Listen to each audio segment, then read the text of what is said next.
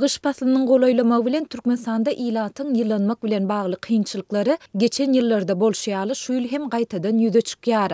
Lebap vilayatynyň Dargana tetrawynda howanyň temperaturasy gijelerine -7 gradusa çenli ýetýän şu günlerde häkimetler ýaşaýyş jaýlaryna berilýän tebii gazyň güýjüni peseltdi. Hojalyklara berilýän elektrik energisiniň güýjü hem pes bolan soň, owa ýaşaýjylary bu ýyl hem odun ýakyp ýylanjakdyklaryny aýdýarlar. Bu ýagdaýlar barada Azatlyk radiosynyň habarçysy Sewitden maglumat berýär. Dargana tetrawynyň owalarynda we Gazyjyk şäherinde adamlaryň gaz liniýasynda bolmalysyndan 80% az tebii gaz öýürilýär. Gazyň öýleri göýürilýän muktary güýji pesligi zerarly. Köçäniň ahyryndaky öýlere gaz ýetip barmaýar. Gazyň güýji ören pes. Dip efirde atlandyrylmasydygyny soran ýagdaýdan habarly çeşmämiz 4-nji noýabrda habarçymyza beren maglumatynda aýtdy. Etrawyň ençeme obasyna aýlanyp gören habarçymyzyň sözlerine görä, yerli häkimetler tebii gazyň güýjüniň azaldylmagy barada ilata açaçan we anyk düşündürüş bermeýärler. Ýöne owa ýaşaýjylary öňden hem öwürlikli bolmadyk gaz üpçünçiligi meselesiniň her ýylyň güýz paslynda Sewite aýadly howanyň aralaşmagy bilen hasta ýitileşýändigini aýdýarlar. Olar owalary toplumlaryň ýyladyş ulgamynyň çekilmeýändigini,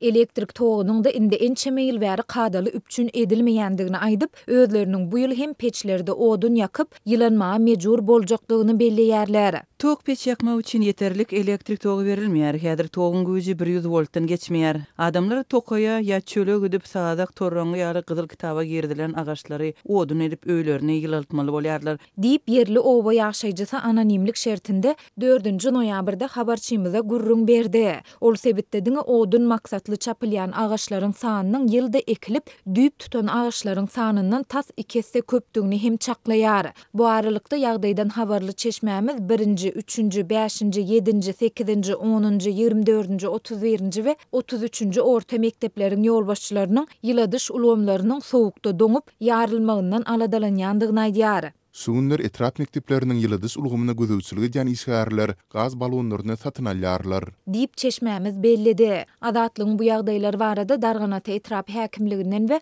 Agdalan mekteplerden goşmaça maglumat ýa kommentari almak synanşyklary häzirlikçe netije bermedi. Türkmen prezidenti Gurbanuly Berdimuhammedow bu ulgamlardaky problemalary agzamazdan gyş mewsiminde elektrik energisiniň we ýyllyk ulgamlarynyň bökdönşsiz işini üpçün etmek meselelerini bir gözegçilikde saklamagy her ýylyň güýz paslynda ençeme gezek tawşyrýar. Prezident şeýle tawşyryklaryň birini soňky edek 1-nji noýabrda geçirilen Ministrler Kabinetiniň iş maslahatynda berdi. Türkmen Döwlet Habarlar Agentligine görä döwlet başlutany ýyladyş ulgamlarynyň bökdönşsiz işledilmegini üpçün etmek, umuman halkymyzyň ýaşaýyş durmuş şertlerini ýygyderli gowlandyrmak meseleleriniň toplumlaryň çözülmegine aýratyn üns bermegiň döwlet adam üçündür diýen şiary ýörelge edilen ýurdumyzyň baş maksadydyr diýdi.